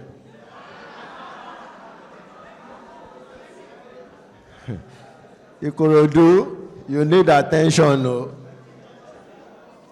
Ladies and gentlemen, that was the presentation of the report of assessment of sanitation status of selected public schools in Lagos State, presented to us by the Head School Sanitation Unit, Mrs. Temitope Bello. Please let us give her a huge round of applause. Here we have listened to the 3 presentations for today, and I am very sure we will have 1 or 2 questions for our facilitators, irrespective of the presentation. We had 3 presentations. If you have any question, please come forward and ask. The floor is open to questions now. Questions?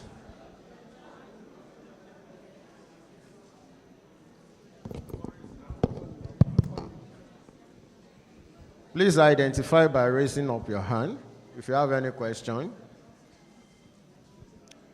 It could be comments, students, particular. My name is Zolan Pekunluakpelade from Bagada Girls Junior Secondary School, Bariga. My question says, according to what you said, or a lady, I don't know, a woman said, the award of recycling and upcycling the waste materials in our environment. Are you going to come to our school to inspect, or we are going to forward it to you? That's my question.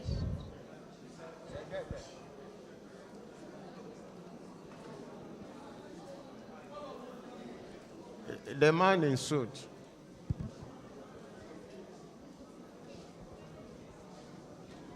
Good afternoon, the peers and directors. We want to appreciate this maiden edition of this program, Awareness. My questions are in, two forms. The first one has to do with our government are actually trying in every way. But like the last speaker put it, a ratio of 25 students to a toilet, a lot has to be done in our schools. We don't have enough toilets all over, but that's by the way. And then the other area I want to emphasize in particular is this. I want to thank God for this opportunity of asking this question. There are some environmental pollution from neighboring houses into our schools. I have a video here I can relay and play. There is a neighboring house to a close school of mine. We have this water, sewage water coming from that neighboring house into that schools. And then, apart from that, there's one in my own very school. There is this overhead tank. Anytime water is being pumped, there is a pipe directed into our own compound. My school is usually flooded, and they commonly forget this water when pumping it. For minutes. I have the video here. So I want to suggest that the Ministry of Environment should put it into the public, place it into the public, where complaints of such things can be made, where we are having pollution from neighboring houses into our school compound, so that this menace can be checked. Thank you very much. A platform where we can make our request known to the Ministry of Environment for correction in such environment. Thank you very much. Thank you. This question goes to the second speaker, who is the Deputy Director, Mr. Lasisi. While giving your presentation, you said on the size of the school. I don't think the size of the school has anything to do with learning. Then my second question goes to the third facilitator. In her slide, she said inappropriate and inadequate waste storage. Now, I will not ask this question. Should waste be stored? I'll tell you it's no. I think there is need for more enlightenment on waste sorting to reduce waste in schools to the BRS minimum. And at the same time, I believe in schools, there should be prompt evacuation of waste. And this to our director, sir, because it has been a question of concern to me. Because if you go to all these schools, you have a lot of waste unattended to. Now, the question is, sir, waste evacuation in school, is it the sole responsibility of Ministry of the Environment or Lagos State Waste Management Authority? Thank you, sir. Good afternoon, everybody. So we thank you very much for your patience and attentiveness. To address those questions, the first one on recycling materials. There is a app that we can easily access or download from our Play Store. It is called Packham. The first presenter mentioned that app. If you just go on your phone, you download Packham. Packham, P-A-K-M, Packham. That paging of pack it or Packham. But P-A-K-A-M, Packham. So you can download that app. And once you have a sizable waste, even at home or in the schools, you just put it on that platform and you play. So somebody will come to pick. We pick as the app will work like that Uber app. So people look for waste all around Lagos. People that we have recyclers that have been licensed by Loma, and they go around to pick. Many of them are located in our neighborhood as aggregators. So they will pick from us and take to for their usage. So you can use that to pick. Now, if you now have accumulation, probably you have been trying, you've been loading on the app, maybe there is nobody nearer to you to pick. There is a platform with which we communicate on school sanitation. You can as well communicate through that one too. So we help you to get in touch with somebody very close, or the ministry do an intervention to assist you to pick to such a venue. We have a small compactor designated for that by Loma to assist as an intervention, so we can pick from your school and deliver for you to the nearest aggregator. The weight of the recycled materials will be determined in your presence, and what is the cost that will be accruable, you will know it and it will be transferred to you. So that is the way we want us to be handling the recyclable materials. That concerns both the plastic, the PET bottles, sachet water, nylons, and others, including the papers. So now, on the environmental pollution, the ministry, we have a complaint line. It is used for WhatsApp, text messages, even on Twitter handles, and all those things you can use there to communicate the Ministry of Environment. And it is not only when the pollution is affecting your school. Even if it is on your street, or you are just passing by and you realize that this is an environmental nuisance that needs to be curbed, please just try and communicate through that number. So I dictate the number now. 081 02 55 3775. 081 02 55 3775. So with that, you get to Minister of the Environment. You can also make use of the school sanitation platform that is available with those of us in the district and the schools. Now, size of the schools. The size matter. And I think it was explicitly discussed. Not even of the classroom alone, even the school compound. And you will realize that the schools in those days, when they are being established, they are usually provided with big field, land spaces for farming, and all those things in the school. All those things you are showing us now, when you get to University of Ibadan, you will still see our schools under the shade of trees and all those things. So it is many of these developments that are coming to meet the schools where they are. And that is one of those things that this program meant to solve. We have, I don't want to cite Ikorodu for example. Let me go to Yanokwaja. Because you have schools that you have the public parks, motor parks beside them. The motor park will be using microphone. Ibadan, and the student is in the classroom. And you want that student to comprehend. So it is true you may be complaining. You may not be in position to push other than that. But that is why the Minister of Environment that controls pollution are around now.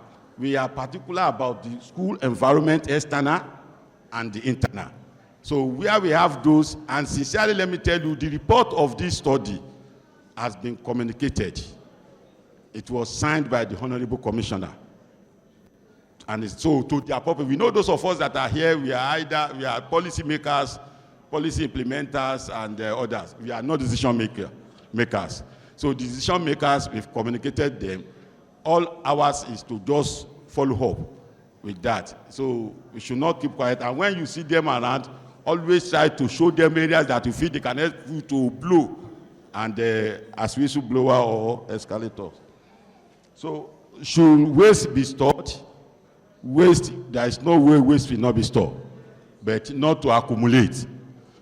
If you have been citing situations where you have thousands of pupils in the school, they will have to drop their waste somewhere. So segregated places where people should go, where plastic should go, where cans should be, so that should be provided. And prompt evacuation will be done by LOMA. In fact, as a result of this study too, LOMA have also been written. That is internally on even providing the list of those people that are responsible, so that as soon as we are saying we have our team that is there, nobody is coming to pick it. Quickly we get in touch with that person, and you realize that within hours there will be it will be reacted or acted upon. Prompt evacuation, LOMA have been doing that, and they will continue to do that. So to ensure, actually they have given out that assignment to someone, and that is why we are asking for those people that have been saddled with that assignment to do. And they will be on them, we will also be on them. At the end of the day, we achieve what we want to achieve. So I think we've addressed all the questions raised. Any other question? So we want to appreciate us now. Sincerely, we have seen that the type of, or the crop of administrators we have in our schools are those that can compete with any international administrator all over. The report was that as early as 8 o'clock, actually we don't expect less. As early as 8 o'clock, people have been assembling at this place. If you want students to be in school for 7, so if by the time teachers is coming by 10, how do you expect them? It's not everything you have to teach them by mouth, but by action. And that we have seen in our principals, our teachers here today, that you said 9, we are here before 9. Now waiting, okay, when are you going to start? So I appreciate you very much. And I want us to keep it. Let it be our habit. Some people will be telling you, we know the last time we went there, they started around so. You can't allow people to take your own habit from you. Some of us, we have this habit that we will get to office 7:30. Whether people come for 10 or not, we will be there 7:30. And it is a good habit we have seen in you. You have inculcated it in us, and you are still keeping to it. So thank you very much.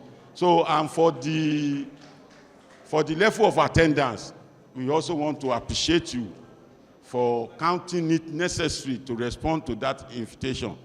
If you have failed to come, nobody will, you won't be penalized, your salary will not be reduced. After all, you have a so, but your coming, I know that we have been able to open your heart to some things that are not considered to be serious. And now you can see the importance of those things. And you can see that there is need for us to collaborate more and work more so as to elevate the status of our education and learning in the state. As it has been said, if there is any other state that laid the pace, it is Lagos that is the pace setter. Because it is the center of excellence, it is gateway to everyone. All those matters you are giving to other states belongs to Lagos because they still come here. They come here to copy whatever you are saying now. I know this one you are doing now, you see, maybe we take it to some other state to replicate. So on behalf of the Honorable Commissioner, Ministry of Environment and Water Resources, the Permanent Secretary, Office of Environmental Services, Ministry of Environment and Water Resources, I say thank you very much for coming. Thank you. you.